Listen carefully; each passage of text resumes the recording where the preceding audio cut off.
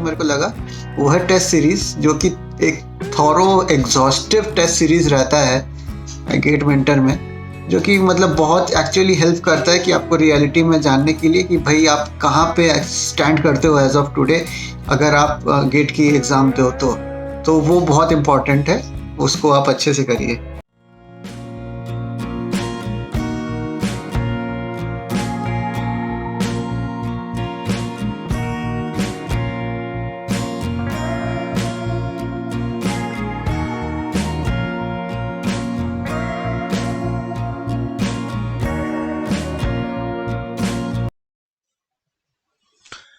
चलिए दोस्तों, आज जो टॉपिक हम डिस्कस करने जा रहे हैं ये बहुत ही इंपॉर्टेंट टॉपिक है। 2 नंबर का क्वेश्चन 100% इससे आता है, और जो बातें मैं आपको बता रहा हूँ बस वो आपको समझ लेनी है। You would be able to solve the problem. अगर बातों को समझ में नहीं आएगा तो फॉर्मूला पढ़ के या घर जाके किताब से पढ़ के आप समझ पाएंगे नहीं। चलिए, जो टॉपिक आज हम स्टार्ट करने जा रहे हैं that is psychometry.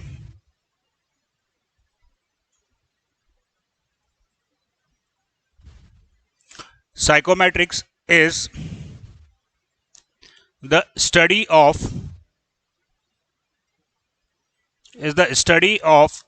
moist air। moist air यानी कि mixture of air and vapour, correct है। जो एटमॉस्फेरिक एयर है that is the moist air. चलिए जी, अब अपन टॉपिक चालू करें उससे पहले एक क्वेश्चन मैं आपसे पूछता हूं कि जब आप क्रिकेट मैच देखते हो, वेस्ट इंडीज में या श्रीलंका में मैच होता है या कभी कभी इंडिया में भी, तो वेदर फोरकास्ट दिखाता है उसमें, और उसमें लिख के आता है ह्यूमिडिटी 90%, 95% भी आता है कभी कभी। तो वो 90% क्या चीज है?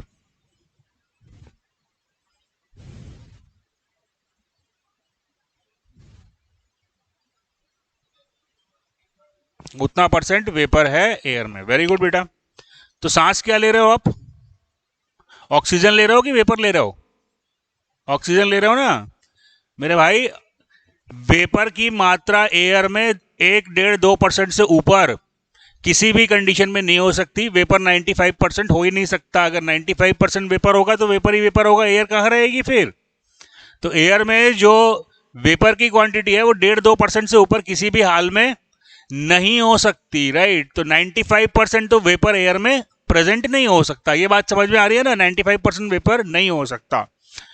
तो फिर 95% क्या 100% भी हो सकता है।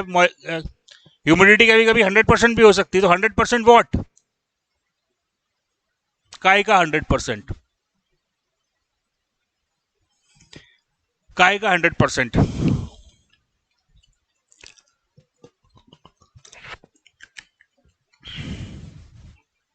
सोचा नहीं कभी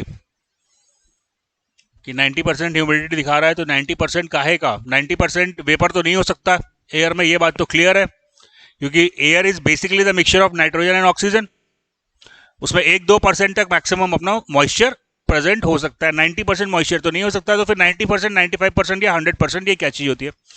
इसका मतलब होता है कि अगर मैं कह रहा हूं कि ह्यूमिडिटी 90% है, तो इसका मतलब कि एयर में जितनी मॉइस्चर हो सकती थी मैक्सिमम, उसका 90% मॉइस्चर उस एयर में है।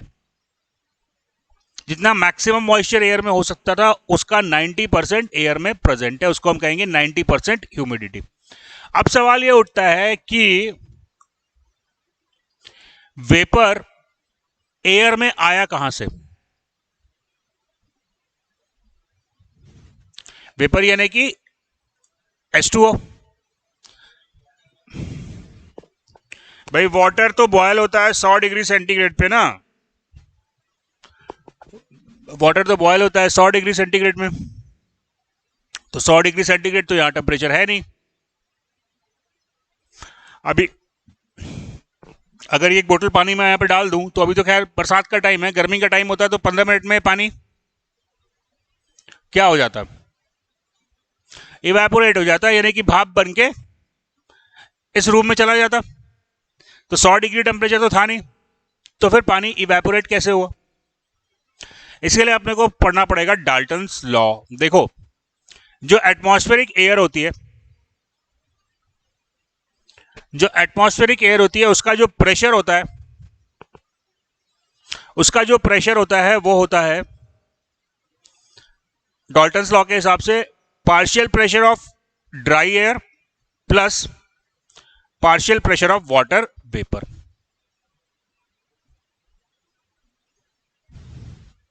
Right, partial pressure of water vapour और partial pressure of dry air. अभी हम एयर को क्या बोल रहे हैं, दो चीजों में डिवाइड कर दिया हम, एक ड्राई एयर और दूसरा वाटर वेपर। राइट, तो atmospheric pressure is the sum of partial pressure of water vapor plus the partial pressure of dry air. If PV is less than PS, air will evaporate water. What is PS? PS is the saturation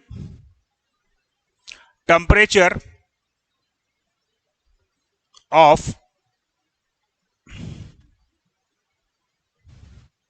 dBT of air. dBT को बोलते हैं dry bulb temperature. Dry bulb temperature is nothing but the temperature of air. Temperature of air को यहां पे हम refer करेंगे dry bulb temperature बोल के. तो दोस्तों, जब पीवी पीएस से कम होता है तो वो एयर वाटर को इवेपोरेट करेगी.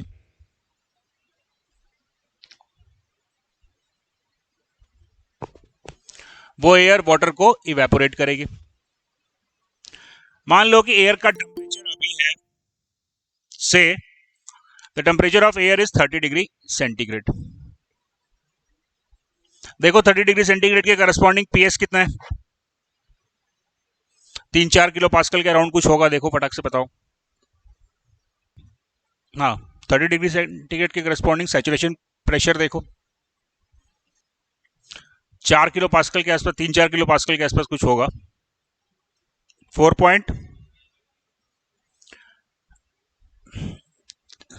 30 डिग्री सेंटीग्रेड के करस्पॉन्डिंग पीएस है 4.19 केपीए.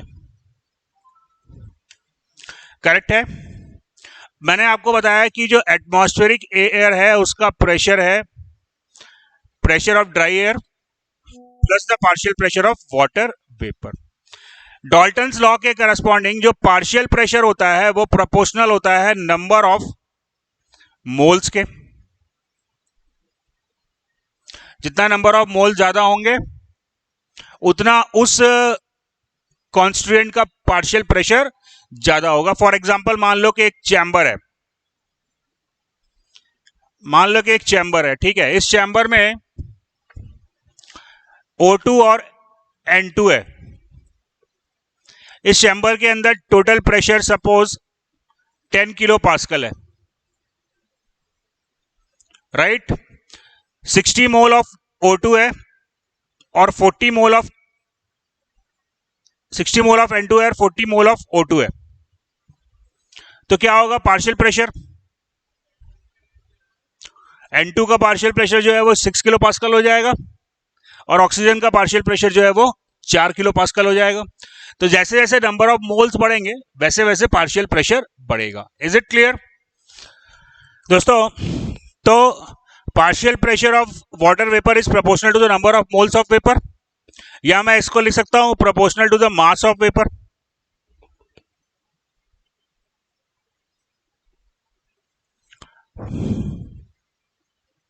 राइट,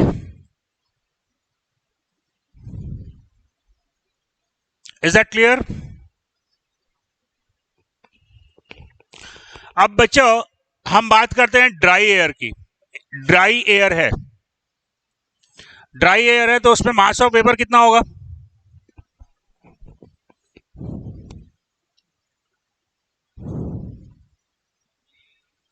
ड्राई एयर है भैया, उसमें वेपर ही नहीं है, तो मास ऑफ वेपर जीरो होगा। तो ड्राई एयर के लिए मास ऑफ वेपर जीरो हो गया। पार्शियल प्रेशर कितना होगा वेपर का, वो भी हो गया जीरो। अब मैंने आपको क्या बोला, इवेपोरेशन तब होगा when PV is less than PS. तो 30 डिग्री सेंटीग्रेड की ड्राई एयर को अगर मैं वाटर बेड से पास करता हूं तो वो एयर क्या करेगी, 30 डिग्री सेंटीग्रेड पे ड्राई एयर को अगर वाटर बेड के ऊपर से पास करता हूं तो वो एयर क्या करेगी, वो वाटर को इवेपोरेट करेगी या नहीं करेगी। कब होगा evaporation, when PV is less than PS. इस चीज को एकदम दिमाग में गांठ बांध के रख लो, अगर पीवी पीएस से कम है तो इवेपोरेशन होगा। तो जब 30 डिग्री सेंटीग्रेड की ड्राई एयर को वाटर बेड पे हमने पास किया तो उससे क्या होगा, उससे वाटर इवेपोरेट होगी। इवेपोरेट होने से क्या होगा, उस एयर में पीवी की वैल्यू बढ़ेगी। Are you getting the point. जैसे जैसे वो वाटर को इवेपोरेट करती जाएगी वैसे वैसे पीवी की वैल्यू बढ़ती जाएगी, और बढ़ते बढ़ते पीवी की वैल्यू किसके बराबर हो जाएगी, पीएटीएम के बराबर हो जाएगी। सर हिला देते हो यार बिना समझे, क्या बोला मैं, इवेपोरेशन कब होगा, जब तक PV is less than PS है। Are you getting my point. जैसे ही पीवी की वैल्यू बढ़ते बढ़ते पीएस पे पहुंच गई तो उस एयर को हम कहते हैं सैचुरेटेड एयर। उस एयर को हम कहेंगे कि इसकी ह्यूमिडिटी 100% हो गई। Are you getting my point, बात समझ में आ रही है।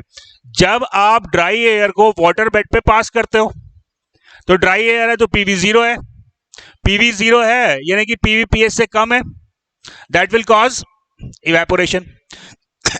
जैसे जैसे एयर वाटर को इवेपोरेट करती जाएगी पीवी की वैल्यू बढ़ती जाएगी, और एक टाइम ऐसा आएगा जब पीवी और पीएस बराबर हो जाएंगे। अब उस एयर के सामने आप कितना भी वाटर डाल दो, अब वहां पे वाटर का इवेपोरेशन नहीं होगा। यही कारण है कि बरसात के टाइम में आपके कपड़े सूखते नहीं है। क्यों नहीं सूखते हैं,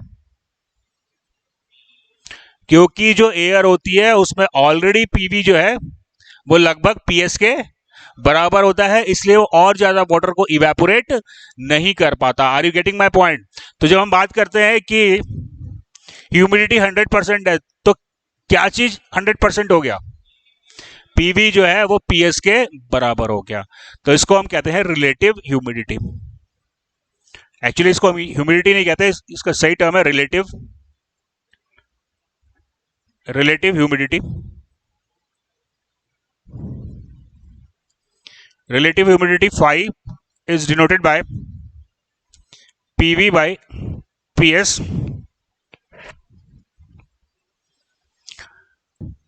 For dry air,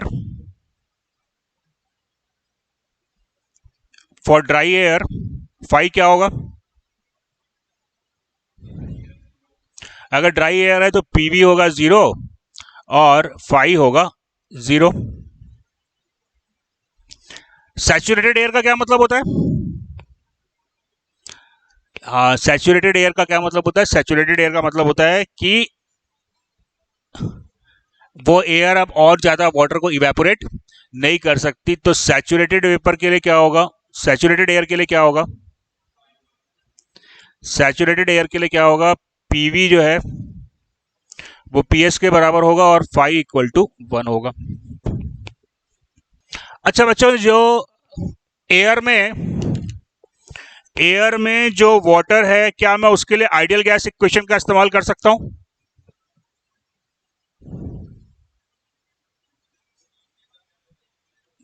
steam table में नहीं दिया है तो क्या हम आइडियल गैस इक्वेशन का इस्तेमाल कर सकते हैं। भाई आइडियल गैस का इस्तेमाल करने के लिए क्या होना चाहिए, वाटर जो है वो सुपर हीटेड रीजन में होना चाहिए, और यहां पे जो भी एयर प्रेजेंट है, यहां एयर में जो भी मॉइस्चर प्रेजेंट है वो किस फॉर्म में है, वो लिक्विड के फॉर्म में है क्या, नहीं, वो किस फॉर्म में है? वो सुपर हीटेड वेपर के फॉर्म में है, इसलिए आइडियल गैस इक्वेशन हम एयर में प्रेजेंट वाटर के लिए अप्लाई कर सकते हैं। Are you getting the point? चलिए, अब सैचुरेटेड एयर को सैचुरेटेड क्यों बोलते हैं, चलिए देखते हैं। Vapour in air is present in superheated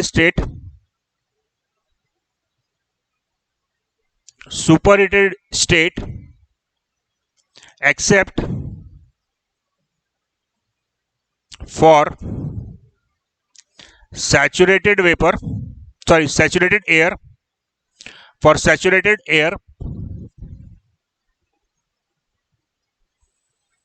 saturated air,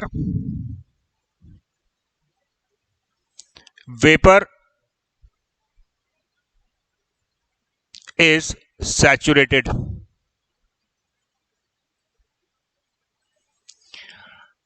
दोस्तों, अगर एयर सैचुरेटेड नहीं है तो उसमें जो वेपर होगा उसका क्या स्टेट होगा? लिक्विड। अगर एयर सैचुरेटेड नहीं है तो उसमें जो वेपर है वो किस स्टेट पे होगा? क्या होगा? ड्राई एयर होगा। वेपर किस स्टेट में रहेगा अगर एयर सैचुरेटेड नहीं है तो? हाँ, उसका स्टेट क्या होगा? वेपर जो प्रेजेंट है वो सब कूल्ड रहेगा, लिक्विड रहेगा, सुपर हीटेड वेपर रहेगा, वही लिखा है ना अभी। अगर एयर सैचुरेट हो जाती है, अगर एयर सैचुरेटेड है यानी कि कब? जब पीवी और पीएस बराबर हो जाते हैं, इस समय जो वाटर प्रेजेंट है उसका स्टेट क्या है? अरे अभी लिखा है यार, that is the saturated vapour. जब एयर सैचुरेटेड है यानी कि जब पीवी इक्वल टू पीएस है तो वेपर का स्टेट क्या होगा? Saturated vapour. अदरवाइज उसका स्टेट क्या होगा?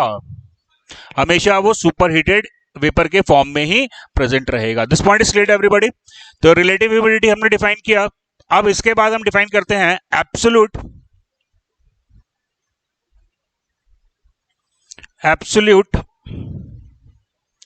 ह्यूमिडिटी। एब्सोल्यूट ह्यूमिडिटी या इसको हम कहते हैं humidity ratio. Absolute humidity ratio या फिर हम इसे कहते हैं specific humidity. Specific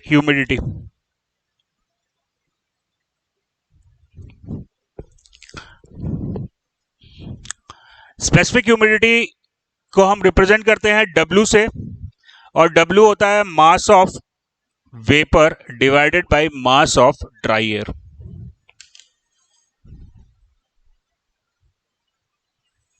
mass of vapour divided by mass of dry air. Mass of vapour divided by mass of dry air. Vapour कौन सी स्टेट में प्रेजेंट है? या तो सैचुरेटेड होगा, नहीं तो सुपर हीटेड होगा। तो आइडियल गैस इक्वेशन में मास ऑफ वेपर के लिए अप्लाई कर सकता हूं और मास ऑफ एयर के लिए भी। तो मेरे पास इक्वेशन क्या आएगी? PV into volume equals to mass of vapour R of vapour into T. दूसरी इक्वेशन आ जाएगी partial pressure of air V equals to mass of air RA into T.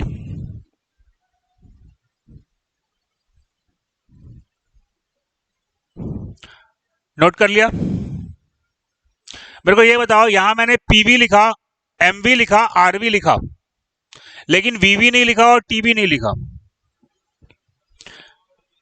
हाँ, वॉल्यूम देखो, इस कमरे की अगर अपन बात करें तो यहां पे वेपर का वॉल्यूम कितना है? इस कमरे के वॉल्यूम के बराबर। एयर का वॉल्यूम कितना है? इस कमरे के वॉल्यूम के बराबर। और वेपर का टेम्परेचर कितना है? जितना कि एयर का टेम्परेचर है। तो V और T जो है वो दोनों में सेम रहेगा, तो यहां से मेरे को रिलेशन मिल जाती है PV by PA, PV by PA equals to MV by MA RV by RA. So I write MV upon MA. क्या बोलते हैं हम MV upon MA को? स्पेसिफिक ह्यूमिडिटी, ह्यूमिडिटी रेशियो या absolute humidity. W that is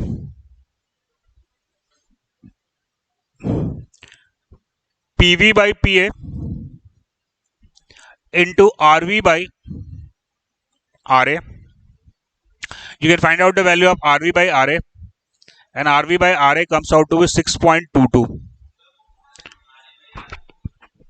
Sorry.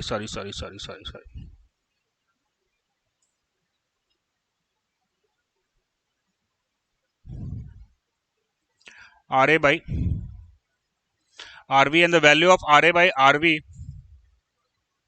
is 0.622. So I can write MV by MA, that is W is equals to 0.622 PV divided by PA को मैं क्या लिख सकता हूं? Can I write PA in terms of PV? Very good. That is PATM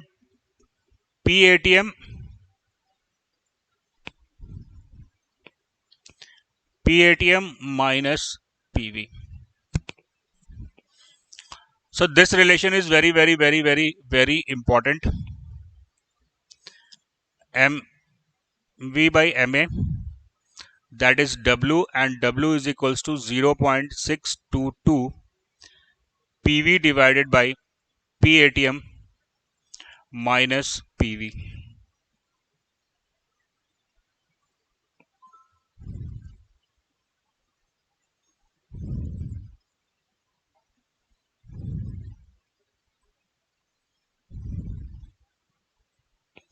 ये relation बहुत ही important है, कई बार तो डायरेक्ट ये फॉर्मूले पे ही क्वेश्चन आया हुआ है, तो ये इसको ध्यान रखेंगे और आगे भी जब हम पढ़ेंगे तो ये रिलेशन को हमको यूज करना पड़ेगा, right. The next term is degree of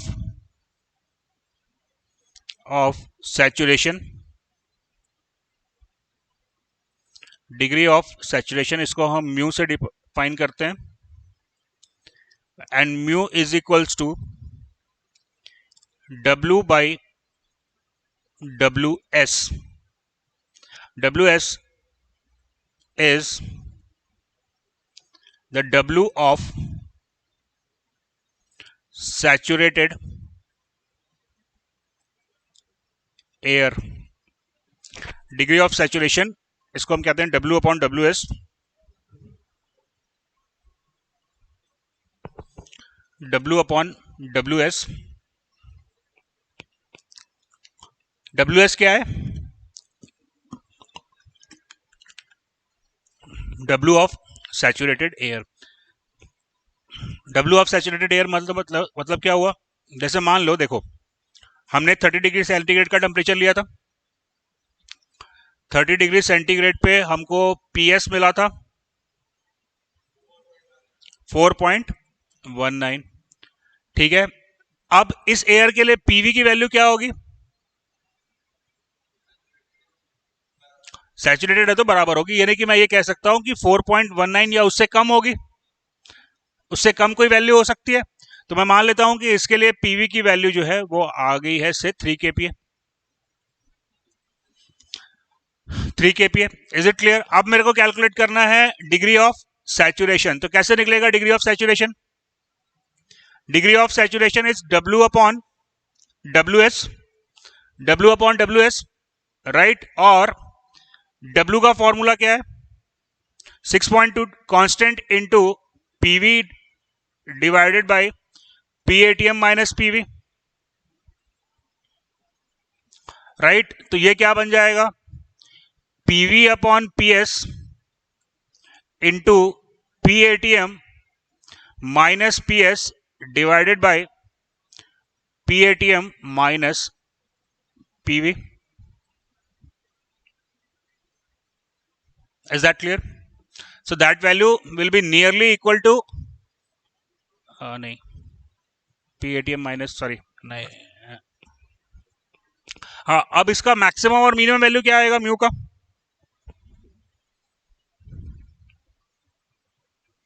maximum और मिनिमम वैल्यू क्या होगा म्यू का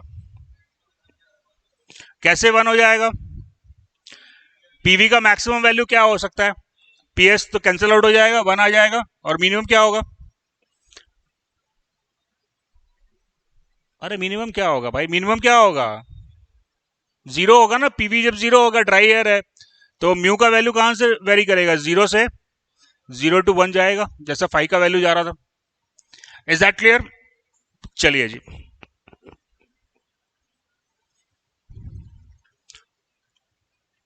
अब आते हैं हम 3 शब्दों पे जिनको समझना अत्यंत आवश्यक है DBT WBT and DPT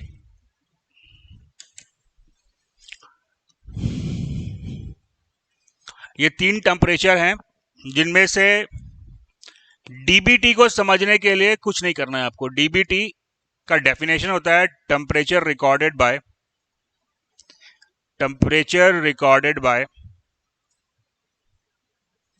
dry bulb thermometer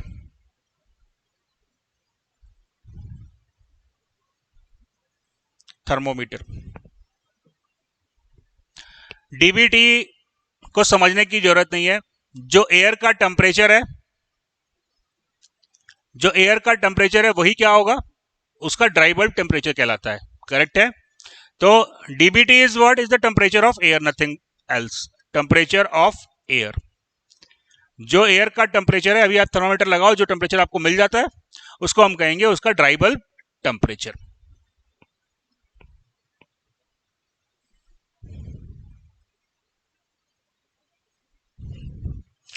अब अगला टर्म है जो आपको अच्छे से समझना पड़ेगा WBT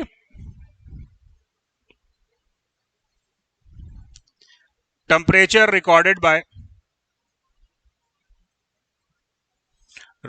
by wet bulb thermometer ये डेफिनेशन है इससे कोई मतलब नहीं है मेरे को वेट बल्ब थर्मोमीटर मतलब क्या होता है वेट बल्ब टेम्परेचर का इसको समझो आप wet bulb temperature is the temperature of WBT is the temperature of air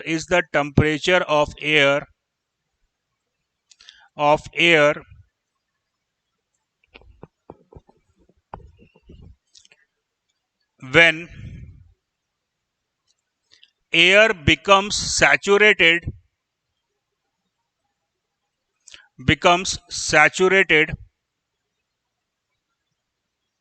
due to the evaporation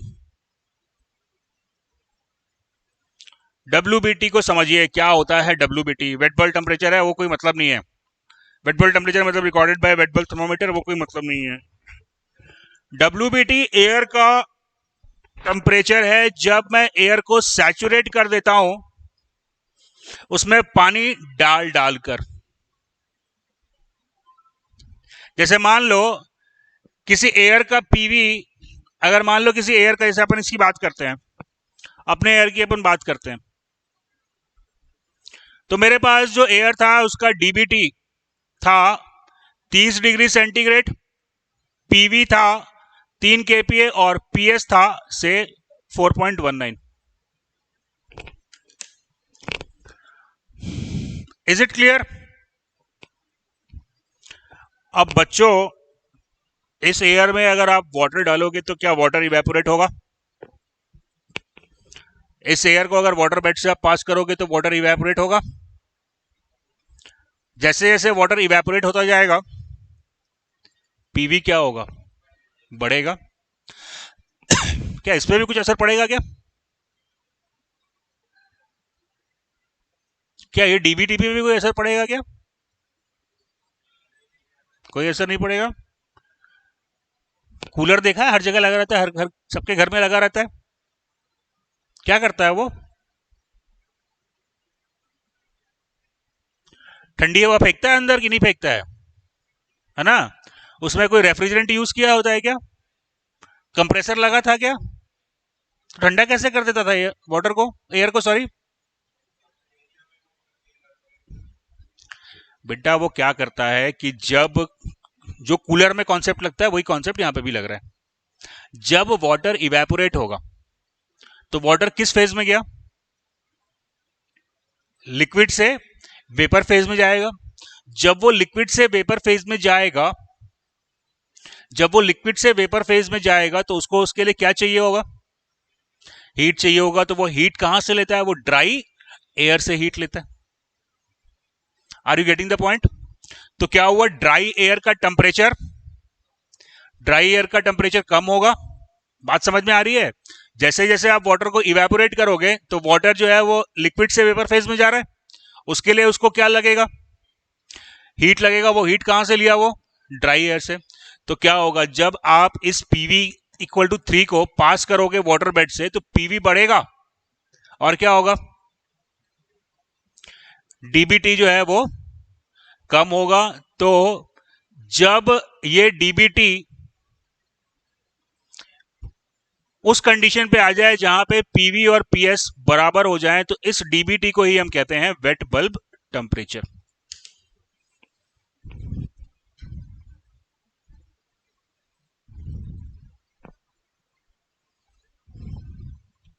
इस डीबीटी को ही हम कहते हैं। आप कैसे निकालेंगे डीबीटी? क्या करना पड़ेगा डीबीटी निकालने के लिए? इतना वाटर फेंको एयर में कि एयर क्या हो जाए? ठंडा नहीं हो जाए यार, एयर सैचुरेट हो जाए। और जब एयर सैचुरेट हो गई तब उसका जो ड्राई बल्ब टेम्परेचर होता है उसी को हम उसका वेट बल्ब टेम्परेचर कहते हैं। उसको ही हम उसका वेट बल्ब टेम्परेचर कहते हैं। करेक्ट है? कूलर वाले एग्जांपल पे वापस आ जाओ। कूलर का नाम क्या है? Dessert cooler.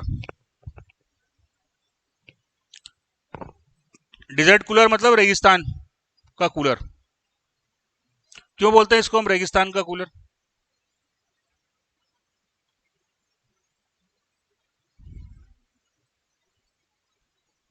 चलो एक काम करो, अभी के मौसम में कूलर लगाओ, बड़ा मस्त काम करता है। मस्त काम करता है अभी कि मई में? कूलर का अच्छा काम कब करता है? मई में करता है कि अभी करता है? अभी क्यों नहीं कर रहा है?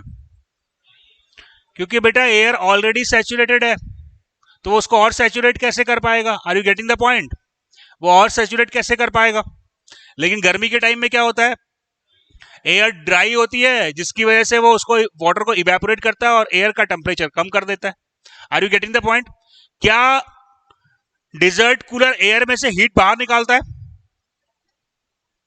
एक सवाल का जवाब देना। आपने कूलर लगाया अपने घर में, तो जो बाहर एयर थी और जो अंदर एयर आई, जो रूम के बाहर एयर थी और जो रूम के अंदर एयर है, कौन सी एयर की एंथैल्पी ज्यादा होगी? बाहर वाले की ज्यादा होगी। क्यों बेटा? अंदर वाले की क्यों ज्यादा होगी? हीट रिजेक्शन हो रहा है। प्रभु, एंथैल्पी कम करने के लिए आपको लगाना पड़ेगा रेफ्रिजरेटर। करेक्ट है? एंथैल्पी बढ़ाने के लिए आपको लगाना पड़ेगा कूलिंग हीटिंग कॉयल। तो ना आपने हीटिंग कॉयल लगाया ना कूलिंग कॉयल लगाया, तो जितनी एंथैल्पी बाहर थी उतनी ही एंथैल्पी अंदर मिलेगी और प्रैक्टिकली अंदर की एंथैल्पी ज्यादा होगी। क्यों ज्यादा होगी? क्योंकि बेटा एग्जॉस्ट फैन लगाया था आपने, वो कुछ मैकेनिकल वर्क करेगा। दैट वर्क क्या करेगा? That work will increase the enthalpy. तो हम कह सकते हैं कि एंथैल्पी अंदर बाहर दोनों का बराबर होगी, लेकिन अगर एग्जॉस्ट फैन के वर्क को कंसीडर कर लें तो अंदर वाली एयर की एंथैल्पी ज्यादा होगी। कायदे से हम कह सकते हैं कि दोनों जगह एंथैल्पी इक्वल होगी। लेकिन टेम्परेचर कैसे कम हो रहा है? टेम्परेचर कैसे कम हो रहा है? क्योंकि हाँ, ड्राई एयर वेपोराइजेशन के लिए हीट सप्लाई करिए। दोस्तों क्या होता है, चलो एंथैल्पी का फॉर्मूला लिखो। एंथैल्पी जो होती है मॉइस्ट एयर की, वो होती है enthalpy of dry air plus W times enthalpy of vapour, right. अब जब आप एयर कूलर यूज कर रहे हो तो एयर कूलर क्या कर रहा है, एयर कूलर W पे कोई असर डाल रहा है, नहीं डाल रहा। W क्या है,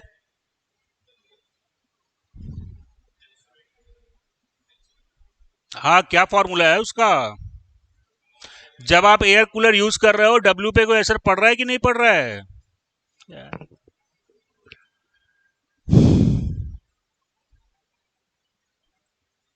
अरे प्रभु, जब आप एयर कूलर यूज कर रहे हो वो कर क्या रहा है, वाटर को इवेपोरेट करके अंदर भेज रहा है ना।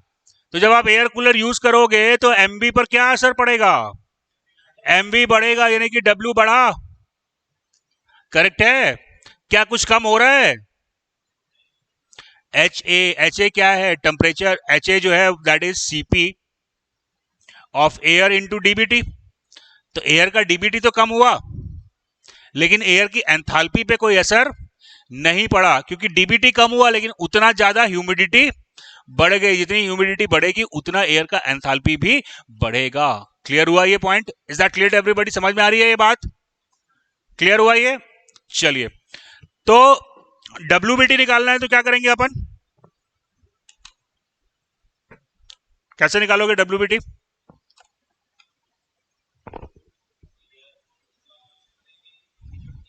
पीवी जो है वो पीएस के बराबर हो जाए, उस समय पे आपको जो ड्राई बल्ब टेम्परेचर मिलेगा उसी को हम कहते हैं वेट बल्ब टेम्परेचर।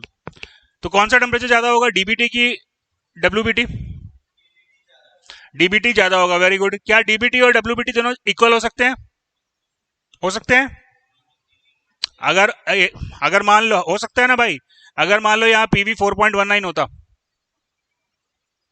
अगर मान लो पीवी 4.19 होता, 3 की जगह 4.19 होता, तो क्या होता, पीवी और पीएस यहीं पे बराबर हो जाता, तो यही डीबीटी भी होता और यही वेट बल्ब टेम्परेचर भी होता। करेक्ट है। डीबीटी और डब्ल्यूबीटी के बीच में मैक्सिमम डिफरेंस कब मिलेगा, जब एयर ड्राई होगा, राइट राइट। इसको हम कहते हैं wet bulb depression, wet bulb depression.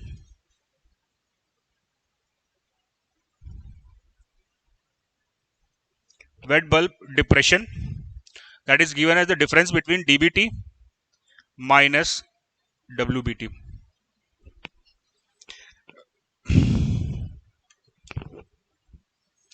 Wet bulb depression, that is dbt minus wbt.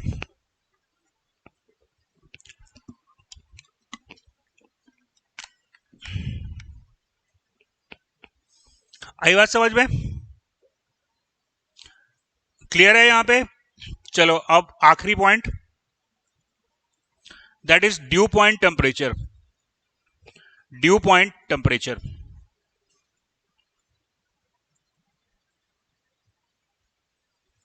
When air is cooled at constant pressure,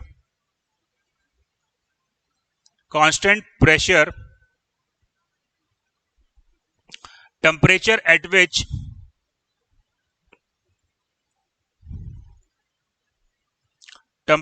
which condensation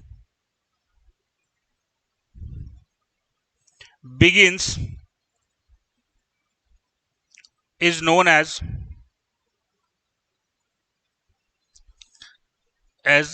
dew point temperature.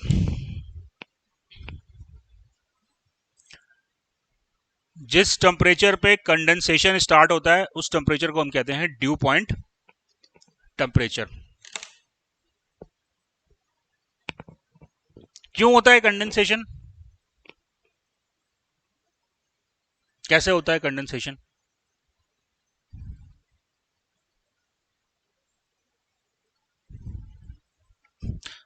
दिमाग लगाओ अपना। देखो, डीबीटी है 30 डिग्री, पीवी था 3 kPa और पीएस सबका 4.19 था। Correct है। अब पीवी जो है वो 3 kPa है। इसका मतलब इस एयर में वेपर है। उस वेपर को मैं कम करना चाहता हूं। उस वेपर को मैं कम करना चाहता हूं। बताओ मैं कैसे कम करूंगा? किसको? डीबीटी को बढ़ा दूंगा तो जो वेपर है वो वेपराइज हो जाएगा। यही कहना चाह रहे हो ना? बहुत ज्ञानी हो आप लोग। वेपर है वो वेपराइज हो जाएगा। अरे भैया, पहले ही वेपर स्टेट में है, वो डीबीटी बढ़ाने से क्या होगा? उतना का उतना ही रहेगा। अभी यहाँ पे क्या बोला? यहाँ पे जो वाटर प्रेजेंट है वो किस स्टेट में है? वो लिक्विड है क्या? वो तो वेपर है। तो डीबीटी बढ़ाएगा तो क्या फर्क पड़ेगा? उसका सुपर हीट और बढ़ जाएगा। रहेगा तो एयर में ही ना वो। निकालना है बच्चा अगर एयर में से वाटर को, तो जो वाटर इसमें प्रेजेंट है उसको क्या करना पड़ेगा मेरे को? हाँ, उसको लिक्विड में कन्वर्ट करना पड़ेगा। कैसे होगा ये काम बताओ? पीवी को कम करना है, वही तो करना है। कैसे करूं कम? पीवी को कम करना है मतलब मास ऑफ वेपर को कम करना है, तो कैसे होगा?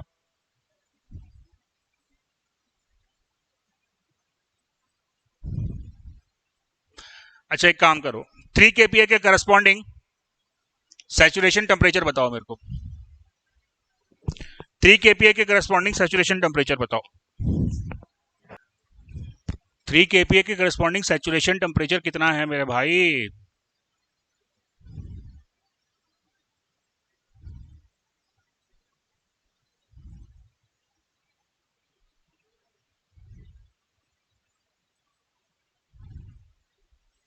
दैट इज अराउंड 25 डिग्री के आसपास कुछ आ रहा है। 25 डिग्री के आसपास आ रहा है। अब मेरे को एक चीज बताओ कि अगर मैं एयर का टेम्परेचर घटा के 28 डिग्री कर दूं तो क्या पीवी पे कोई असर पड़ेगा?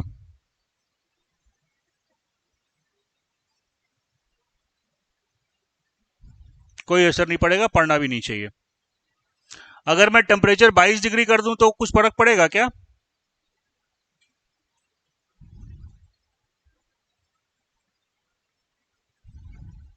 पड़ सकता है कि पड़ेगा? क्यों पड़ेगा? अरे प्रभु, पीवी कभी भी पीएस से ज्यादा, पीवी कभी भी पीएस से ज्यादा नहीं हो सकता। तो 3 kPa के करस्पॉन्डिंग जो सैचुरेशन टेम्परेचर था वो 25 डिग्री सेंटीग्रेड था। करेक्ट है। अब आप ये एयर जो 30 डिग्री सेंटीग्रेड पे थी, इसको आपने 28 पे लेके आए, तभी भी आपका जो पीएस होगा वो 3 से ज्यादा ही रहेगा।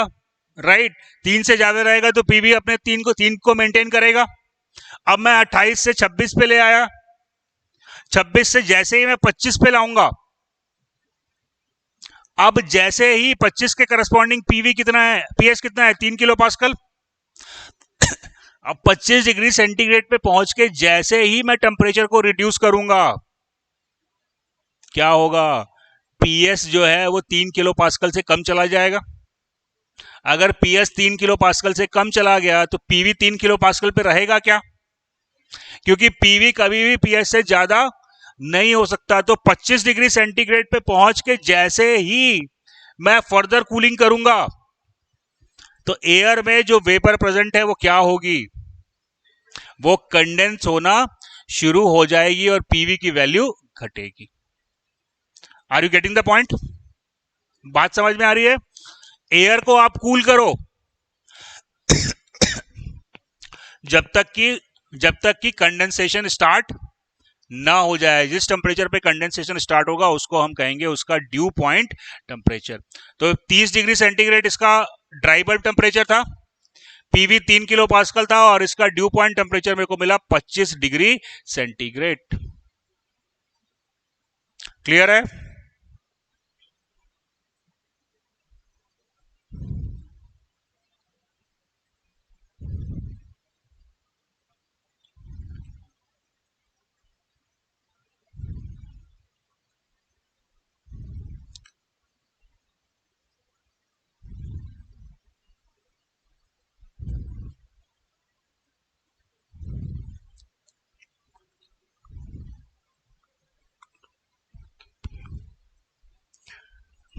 सैंपल 1 और सैंपल 2, किसका ड्यू पॉइंट टेम्परेचर कम है?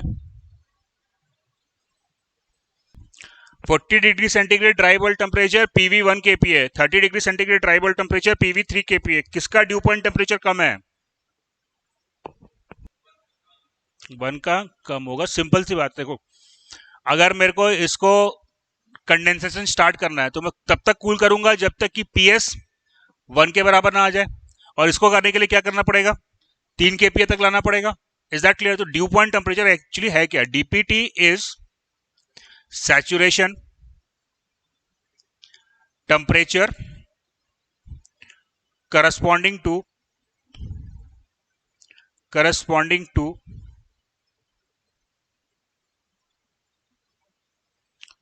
partial pressure of water vapor, corresponding to partial pressure of water vapor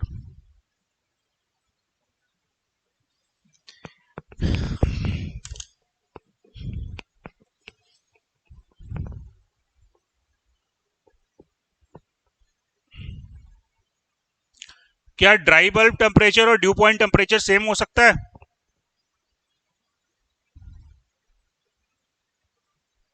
क्या ड्राई बल्ब टेम्परेचर और ड्यू पॉइंट टेम्परेचर सेम हो सकता है?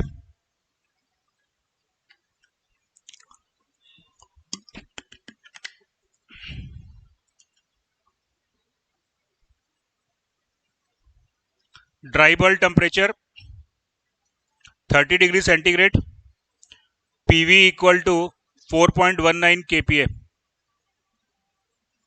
क्या है इसका ड्यू पॉइंट टेम्परेचर? हाँ, 25 डिग्री, 4.19 kPa लिखा है भाई।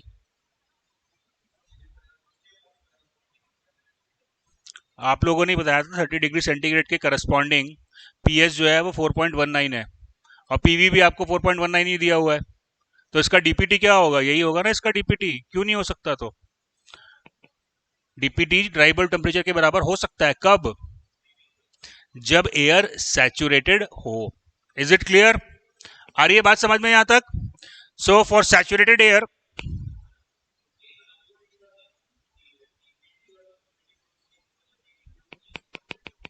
तो इसमें कंफ्यूजन क्या है?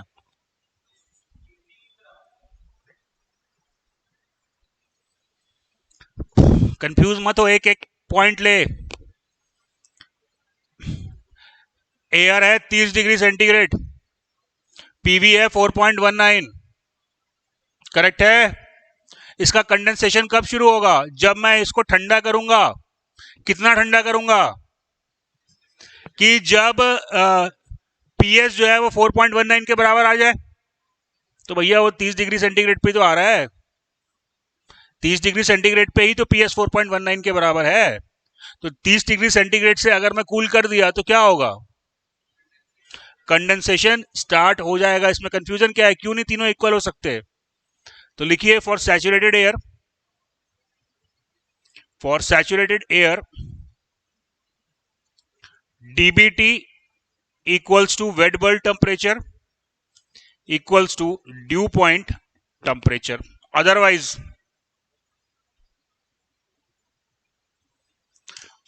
क्या होगा? अगर सैचुरेटेड है तो तीनों बराबर होंगे, नहीं तो क्या रिलेशन होगा? DBT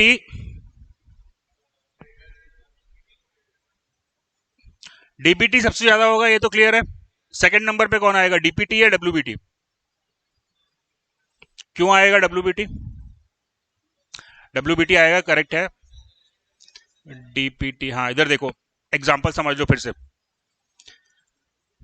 30 degree centigrade, PV equal to 3 kPa,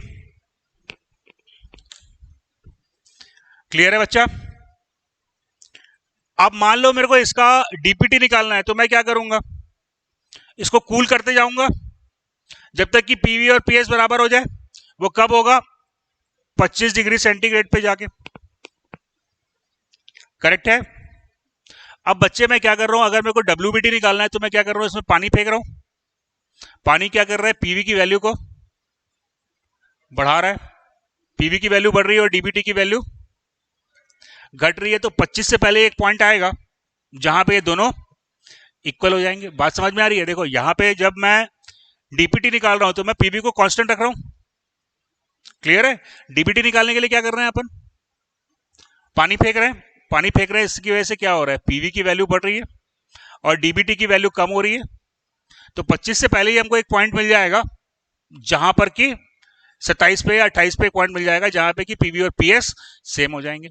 आई बात समझ में? ये आई बात समझ में? ये चलिए, आज जो हमने बेसिक डेफिनेशंस और टर्म्स डिस्कस किए थे, थोड़ा सा मुश्किल लग सकता है, कोई दिक्कत का विषय नहीं है।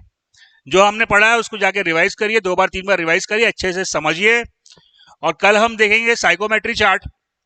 तो आज आपके दिमाग में जो डेफिनेशन है, अभी तो आप खाली मुंह से बात कर रहे हैं तो मुंह की बात समझने में दिक्कत होती है, लेकिन जब डायग्राम समझ में सामने होता है तो चीजों को हम आसानी से समझ सकते हैं। तो ये सारी चीजों को हम साइकोमेट्री चार्ट पे कल देखेंगे, और एक बार साइकोमेट्री चार्ट पे आपको दिख जाएगा तो सारे कंफ्यूजन जो भी आपके दिमाग में थोड़े बहुत हैं वो क्लियर हो जाएंगे। लेकिन जो टर्मिनोलॉजी मैंने डिस्कस करी है बेटा, इसको ध्यान रखिएगा, क्योंकि गेट के जो क्वेश्चंस आते हैं वो बहुत बेसिक क्वेश्चंस रहते हैं, लेकिन वो ऐसे क्वेश्चन नहीं होते कि फॉर्मूला याद करके बन जाएंगे। साइकोमेट्री का एकदम क्लियर कट मैं आपको बता रहा हूं कि क्वेश्चंस फॉर्मूला याद करके नहीं बनते। एक आध क्वेश्चन बन जाए तो अलग बात है, अदरवाइज ऐसे क्वेश्चन नहीं बनते। राइट, चलो ठीक है, फिर कल डिस्कस करते हैं। हाँ, पीवी को घटाना थोड़ी ना, पीवी तो कांस्टेंट रहता है ना बेटा। डीपीटी अगर तेरे को निकालना है, देख डीपीटी अगर तेरे को निकालना है, ड्यू पॉइंट टेम्परेचर, कैसे निकालेगा? 30 डिग्री की एयर थी और इसका पीवी 33 किलो पास्कल था, तो तू क्या करेगा? इसको कूल करेगा। जैसे जैसे इसको कूल करते जाएगा तेरा पीएस का वैल्यू कम होता जाएगा, और एक टाइम ऐसा आएगा जब पीएस और पीवी बराबर हो जाएंगे। तो जिस वैल्यू पे पीएस और पी बराबर हुए वही उसका ड्यू पॉइंट टेम्परेचर होगा। करेक्ट है? और डब्ल्यूबीटी निकालने के लिए क्या कर रहे हैं अपन? पानी फेंक रहे हैं। पानी क्या कर रहा है? पानी 2 काम कर रहा है, एक तो डीबीटी को कम कर रहा है और दूसरा पीवी को बढ़ा रहा है। Is it clear? चलो ठीक है, चलो फिर कल करते हैं डिस्कस।